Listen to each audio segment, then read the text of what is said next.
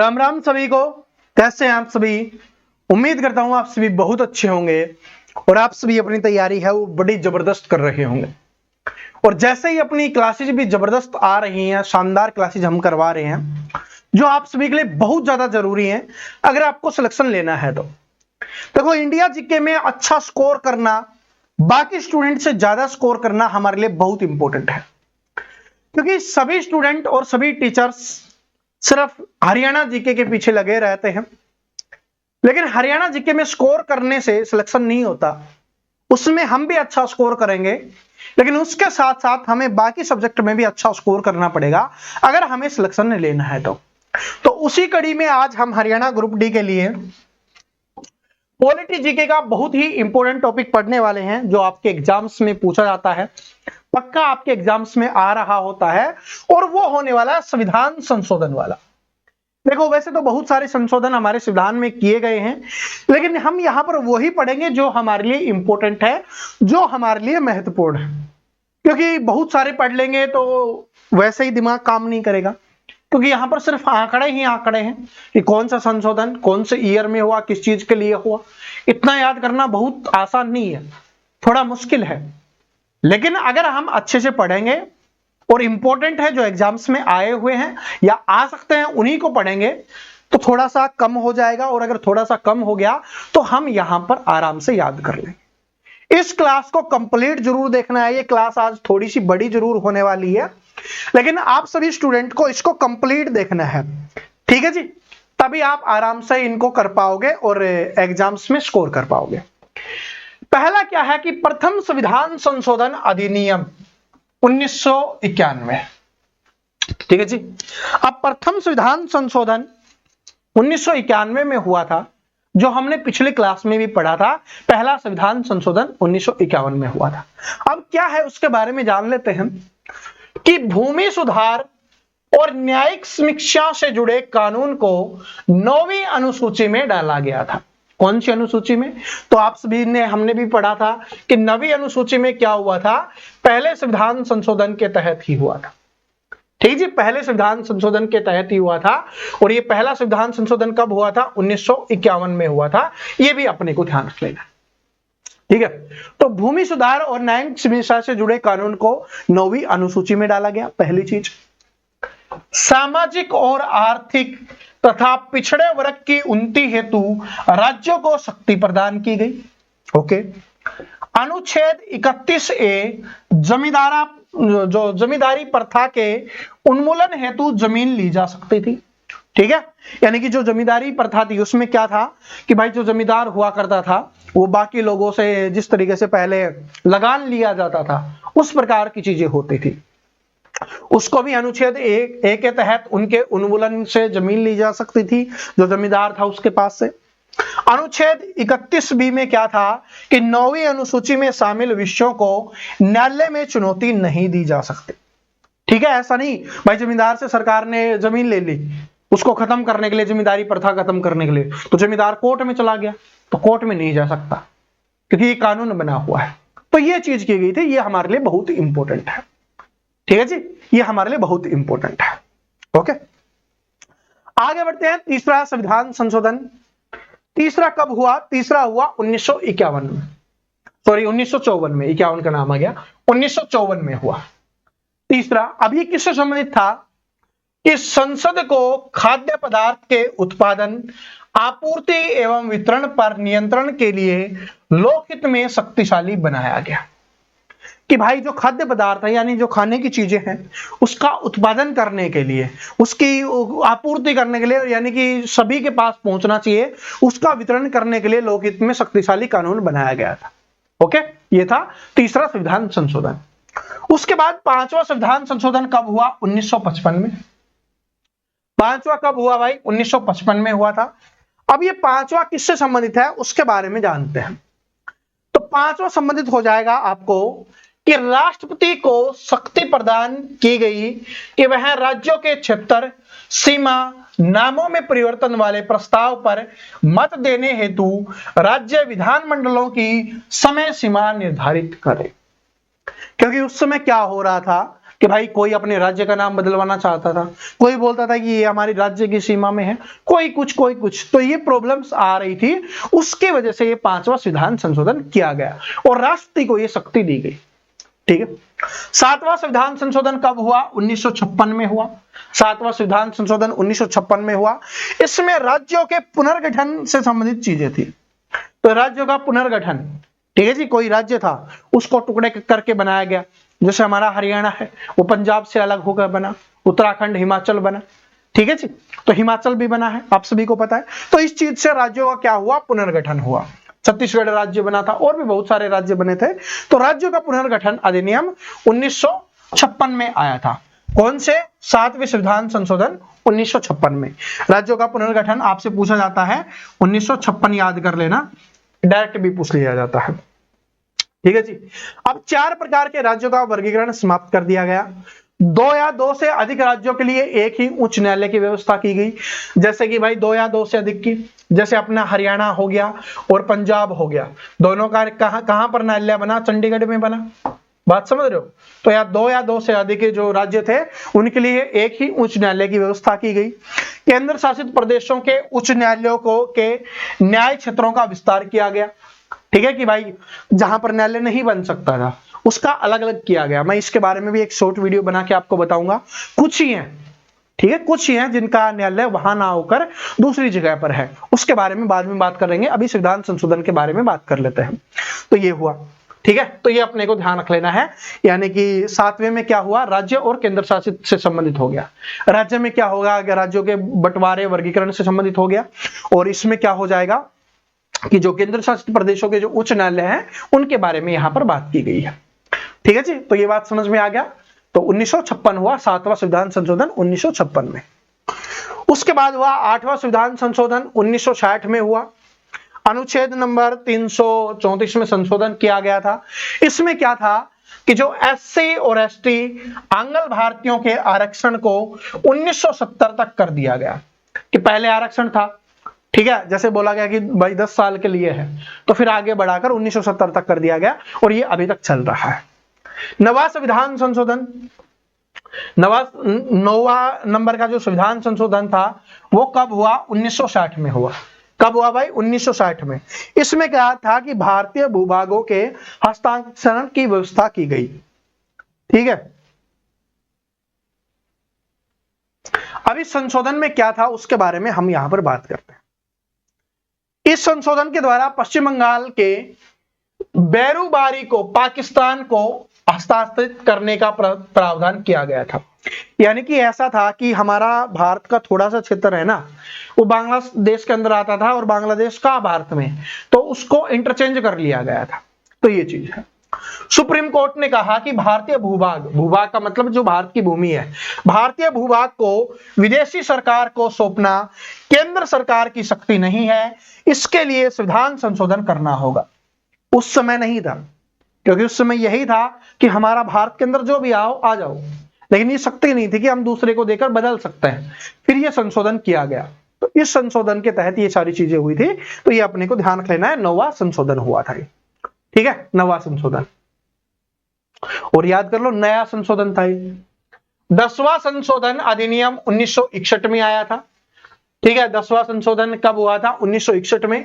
इसमें क्या हुआ था? अनुच्छेद 240 अनुसूची 1 में संशोधन किया गया था। अब अनुसूची 1 क्या थी, ये आप सभी को पता है। अनुसूची 1 के बारे में हमने पिछली क्लास में ही पढ़ा था। अनुसूची में 1 क्या था? राज्यों की शक्तियों के बारे में बात हो रही थी। तो देखिए क्या है कि दादर नगर हवेली को पुर्तगाल से लेकर यूनियन टेरिटरी बना दिया गया था। ठीक है, क्योंकि वहां पर पुर्तगाल का शासन था, तो दादर और नगर हवेली को लेकर उसको यूनियन टेरिटरी बना दिया गया था। तो ये अपने को ध्यान रख लेना है। ये था हमारा 1961 में 10वां संशोधन। ठीक है जी, तो दादर और नगर हवेली को पुर्तगाल से लिया गया था। 11वें संशोधन की बात करें, ये भी 1961 में हुआ था। राष्ट्रीय और उपराष्ट्रपति के निर्वाचन के संबंध में स्पष्टीकरण दिया गया था। क्या था उसके बारे में जानते हैं कि राष्ट्रपति के निर्वाचन को आधार पर चुनौती नहीं दी जा सकती कि निर्वाचन मंडल पूरा नहीं है। ठीक है,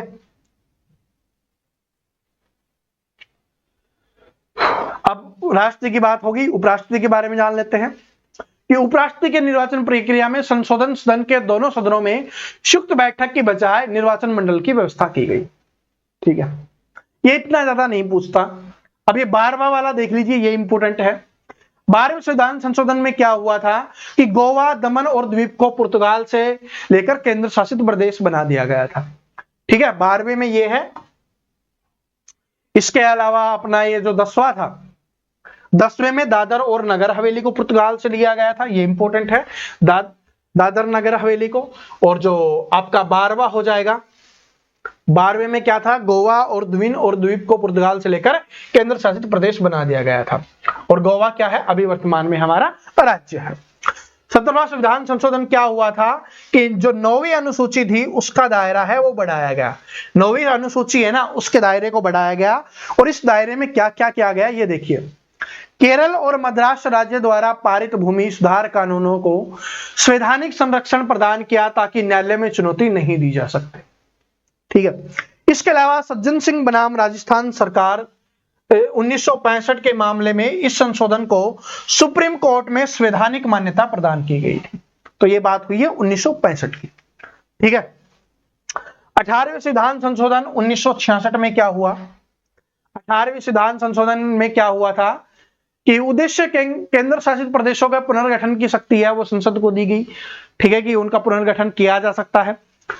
उसके बाद अनुच्छेद 3 में संशोधन करके प्रावधान किया गया कि जो संसद है वो केंद्र शासित प्रदेशों का भी पुनर्गठन कर सकती है। ओके, 19वें संविधान संशोधन अधिनियम 1966 में क्या हुआ कि भारतीय चुनाव आयोग से लेकर उच्च न्यायालयों के निर्वाचन संबंधी विवादों के निपटारों की शक्ति है वो प्रदान की गई। मूल संविधान में संसद और राज्य विधानमंडलों के चुनाव के संबंध में होने वाले विवादों का निपटारा करने की शक्ति भारतीय चुनाव आयोग को दी गई थी। ओके, चलिए आगे बढ़ते हैं। ठीक है, अब मैं सारे के सारे, देखो ये आप सभी को पता है, ये पीडीएफ है वो आपको मिल जाएगी, पीडीएफ है वो आप सभी को मिल जाएगी। तो मैं यहां पर आपको सारे के सारे वो याद करवा देता हूं जो मोस्ट इंपोर्टेंट है और आपके एग्जाम्स में पूछे जाते हैं। ठीक है, तो वो सारे के सारे मैं आपको यहां पर याद करवा देता हूं। बाकी इस पीडीएफ को आप पढ़ लेना, बाकी आप इस पीडीएफ को पढ़ लेना ताकि आपके लिए थोड़ा आसान बन जाए। ठीक है, अब यहां पर बात करते हैं 35वें संविधान संशोधन की। 35वां संविधान संशोधन 1974 जो हमारे लिए इंपॉर्टेंट है एग्जाम के लिए। तो 35वां संविधान संशोधन 1974 क्या था कि सिक्किम को संरक्षित राज्य का दर्जा प्रदान किया गया था। एग्जाम्स में आया हुआ क्वेश्चन है, इंपॉर्टेंट क्वेश्चन है। तो जो सिक्किम को है संरक्षित राज्य का, संरक्षित का मतलब समझते हो कि वहां पर कोई छेड़छाड़ नहीं कर सकता, तो ये राज्य का जो दर्जा है वो 35वें संविधान संशोधन 1974 के तहत उसको प्रदान किया गया था। उसके बाद 36वें संविधान संशोधन में क्या हुआ कि सिक्किम को पूर्ण राज्य का प्रदान जो दर्जा है वो प्रदान कर दिया गया। यानी कि सिक्किम को भारत में मिलाना था तो उसको बोला कि संरक्षित राज्य का दर्जा मिल गया, उसके बाद उसको पूर्ण राज्य का दर्जा मिल गया। तो 1974 और 75, 35वां और 36वां ये अपने को ध्यान रख लेना है। उसके बाद 38वां संविधान संशोधन इंपॉर्टेंट है। 38वें संविधान संशोधन के तहत क्या हुआ देख लेते हैं कि आपातकाल की घोषणा तथा अध्यादेश की न्यायिक समीक्षा के दायरे से बाहर करना। ठीक है जी, आपातकाल की घोषणा यह हमारे लिए इंपॉर्टेंट है। अनुच्छेद नंबर 123 के अंतर्गत, राष्ट्रीय अनुच्छेद 213 के अंतर्गत राज्यपाल द्वारा जारी किए गए अध्यादेश को भी न्यायिक समीक्षा के दायरे से बाहर कर दिया गया। आप सभी को पता है कि जो राष्ट्रीय है वो 123 के तहत और जो राज्यपाल होता है वो 213 के तहत ये अध्यादेश जारी करता है। ठीक है, आगे बढ़ते हैं। अब सबसे ज्यादा और जो सबसे ज्यादा एग्जाम्स में आता है ये वाला है 42वां संविधान संशोधन 1976। 42वां संविधान संशोधन 1976 7वीं अनुसूची में संशोधन किया गया था। अब क्या था कि सबसे बड़ा संविधान संशोधन, इसलिए इसे लघु संविधान भी कहा जाता है। ध्यान रख लेना कि जो 42वां संविधान संशोधन है 1976 वाला, इसको किस नाम से जाना जाता है? लघु संविधान के नाम से जाना जाता है, या इसी को मिनी संविधान भी बोल दिया जाता है। मिनी संविधान, लघु का मतलब क्या होता है? मिनी, तो इसको लघु संविधान या मिनी संविधान के नाम से भी जाना जाता है। ठीक है, और ये सर्वण सिंह समिति से संबंधित उनकी सिफारिशों पर हुआ था। उद्देशिका में 3 नए शब्द जोड़े गए। ये भी एग्जाम्स के लिए इंपॉर्टेंट है और बहुत बार एग्जाम्स में आ चुका है, आपके एचएसएससी के एग्जाम्स में भी पूछा गया क्वेश्चन है कि उद्देशिका में 3 नए प्रस्ताव कौन कौन से जोड़े गए थे। 3 शब्द, सॉरी, कौन कौन से थे? समाजवाद, पंथ निरपेक्ष और अखंडता। याद कर लेना, इनका नाम भी पूछता है, ठीक है, इनका नाम भी पूछता है। तो समाजवाद जोड़ा गया, पंथ निरपेक्ष जोड़ा गया और अखंडता जोड़ा गया। 42वां संविधान संशोधन 1976 7वीं अनुसूची में क्या किया गया? संशोधन किया गया। ठीक है जी। 7वीं अनुसूची कौन सी थी? 7-7 वाली। 7-7 याद होगी सभी को कि 7 लेके चलना है सभी को, तो ये हो गया। ठीक है। अब भाग नंबर 4A, क्योंकि 1976 में क्या जोड़ा गया उसके बारे में जान लेते हैं। ये तो हम बार बार पढ़ते रहते हैं, कल भी हमने पढ़ा था। 4A 51 में मूल कर्तव्यों को जोड़ा गया है। ठीक है। भाग 14A को जोड़ा गया। इसमें क्या था कि राष्ट्रीय है वो मंत्री परिषद की सलाह मानने के लिए बाध्यकारी है। ठीक है, बाध्यकारी हो जाएगा। ठीक है। इसमें क्या है कि शिक्षा, वन्य जीवों, भाई वो राज्य सूची, संघ सूची, समवर्ती सूची, उसी के बारे में यहां पर बात हो रही है, तो ये देख लीजिए, ज्यादा नहीं। लोकसभा और राज्य विधानसभाओं का कार्यकाल 5 वर्ष से बढ़ाकर क्या कर दिया गया था? 6 वर्ष कर दिया गया था। ठीक है। चलिए, राज्य में राष्ट्रीय शासन, देखो बाकी तो सभी का शासनकाल कितना होता है? 5 वर्ष का होता है। अभी वर्तमान की बात करें तो सभी का शासनकाल कितने वर्ष का होता है? 5 वर्ष का होता है।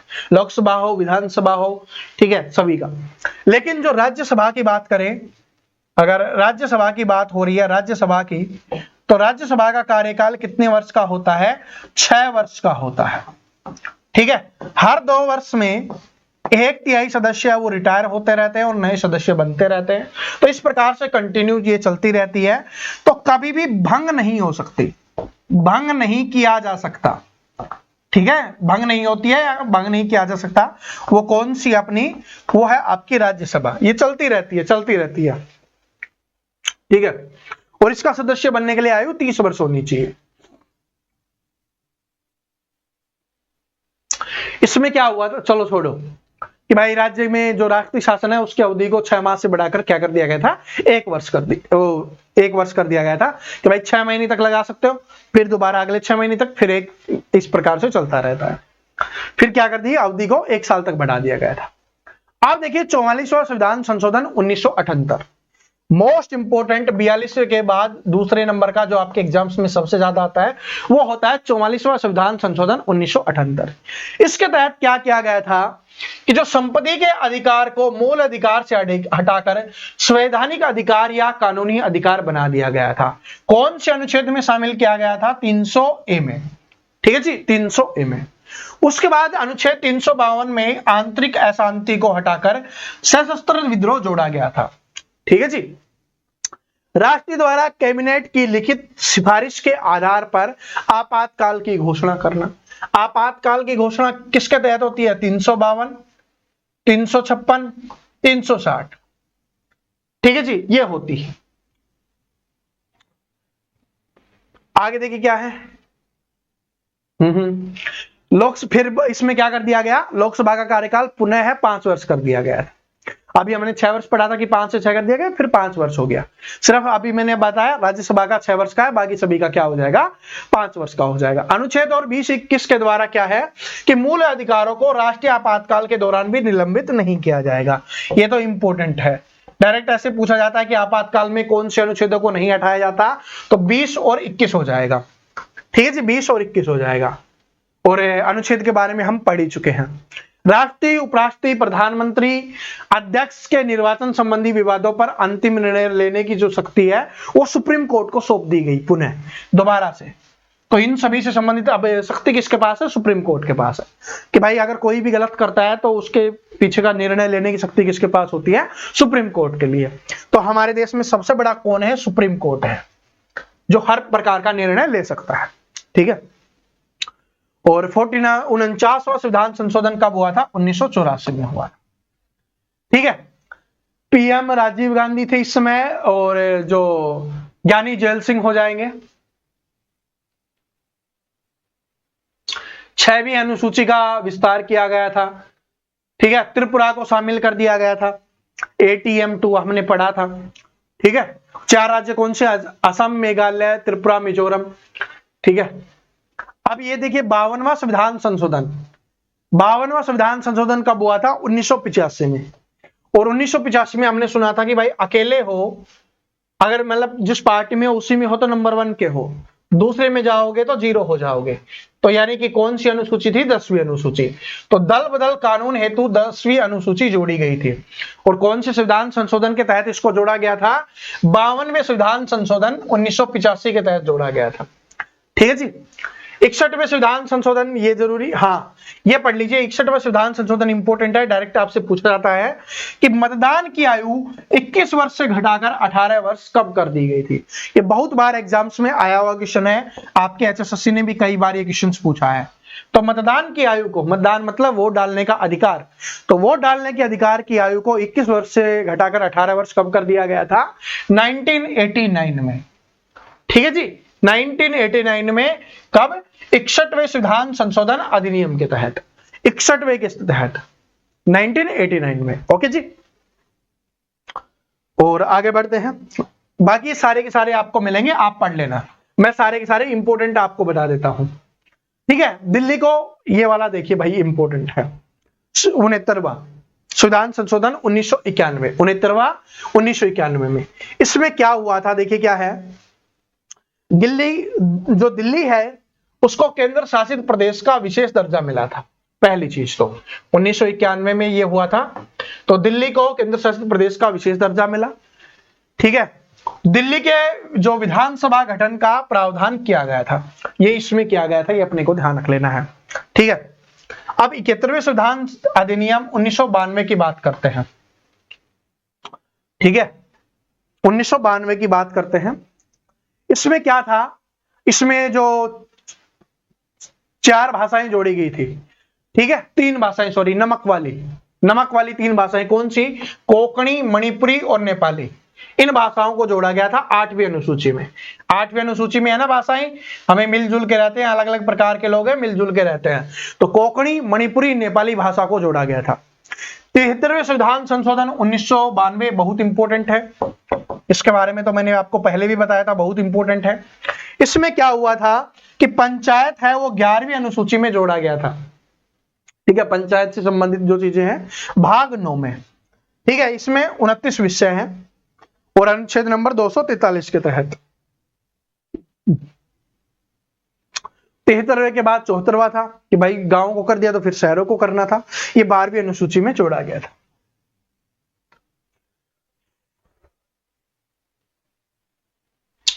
चलिए जो इंपॉर्टेंट है उसके बारे में और जान लेते हैं। ये वाला देखिए, 21 में शिक्षा का मूल अधिकार है। ठीक है, 21 में शिक्षा का मूल अधिकार दिया गया है 86वें संविधान संशोधन 2002 के तहत। ठीक है जी, 86वें संविधान संशोधन 2002, ये याद कर लो 2002। ठीक है, 86वां संविधान संशोधन 2002 के तहत जोड़ा गया था। क्या था कि 6 से 14 वर्ष के बच्चों को क्या करना है? शिक्षा देना और उनकी देखभाल करने का। ठीक है जी, और भाई एक ये देख लीजिए, 91वें संविधान संशोधन जो 91 नंबर का था 2003 में हुआ था। इसमें दल बदल कानून में संशोधन किया गया कि मंत्रिपरिषद प्रधानमंत्री सहित लोकसभा की कुल सदस्य संख्या के 15% से अधिक नहीं हो सकती है। ठीक है, कि भाई जितनी जो सीटें हैं ना उसके 15% से अधिक नहीं हो सकती जो मंत्रिपरिषद होगी।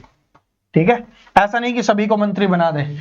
ठीक है, अगर ऐसा होता तो फिर मोदी जी बोलते भाई सभी आ जाओ, ठीक है, सभी को मंत्री बना देंगे। ठीक है, कोई सांसद या विधायक दल बदल के आधार पर अपनी सदस्यता खो देता है तो वह पद धारण करने के लिए भी अयोग्य हो जाता है। ओके, तो उसको कोई पद भी नहीं मिलेगा। 92वें संविधान संशोधन के तहत ये जो 4 भाषाएं जोड़ी गई थी, बोडो, डोगरी, मैथिली, संथाली। दोबारा से रिवीजन कर लीजिए, पिछली क्लास में पढ़ लिया था। यहां पर क्या हो गया था, फिर हमारी 22 भाषाएं कंप्लीट हो गई थी। ठीक है, मूल संविधान में कितनी थी? 14 थी, और फिर 8 नई भाषाओं को जोड़ा गया। पहले सिंधी भाषा को जोड़ा गया, फिर जो दूसरा हुआ उसमें 16वीं 17वीं 18वीं जो नमक था उसको जोड़ा गया, और उसके बाद बोडो, डोगरी, मैथिली, संथाली को जोड़ा गया। ठीक है जी।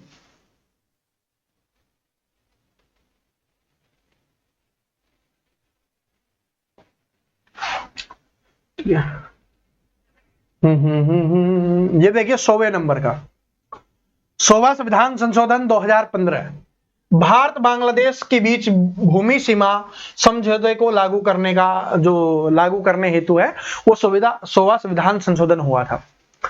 101 की बात करें तो जीएसटी लागू करने हेतु सभी अप्रत्यक्ष कर समाप्त कर दिया गया। वस्तु व सेवा कर अपीलीय प्राधिकरण, तो ये एग्जाम्स में पूछा जाता है जीएसटी। तो जीएसटी कौन से संविधान संशोधन के तहत? 101वें। कब हुआ? 2016 में। तो ये दोनों आपके लिए इंपॉर्टेंट है। ठीक है, अनुच्छेद नंबर 279A में किया गया था। 102वां 2018 वाले की बात करें तो उसमें क्या हुआ था? ये इंपॉर्टेंट नहीं, आप देख लेना, ये तो है। चलिए 103वां देखिए, ये इंपॉर्टेंट है। 103वां संविधान संशोधन कब हुआ? 2019 में हुआ था। आर्थिक रूप से कमजोर वर्गों के लिए आरक्षण। ठीक है जी, ईडब्ल्यूएस एग्जाम्स में पूछा जाता है। ईडब्ल्यूएस कब लागू हुआ? 2019 में 103वां संविधान संशोधन हुआ था ईडब्ल्यूएस, जिसमें क्या था कि आर्थिक रूप से कमजोर वर्गों के लिए क्या हुआ था? ईडब्ल्यूएस लागू किया गया था। ठीक है, सामान्य वर्ग हेतु इसमें कितना प्रतिशत आरक्षण था? 10% के लिए आरक्षण था। अनुच्छेद नंबर 16 के 6वें पार्ट में इसको शामिल किया गया। ठीक है,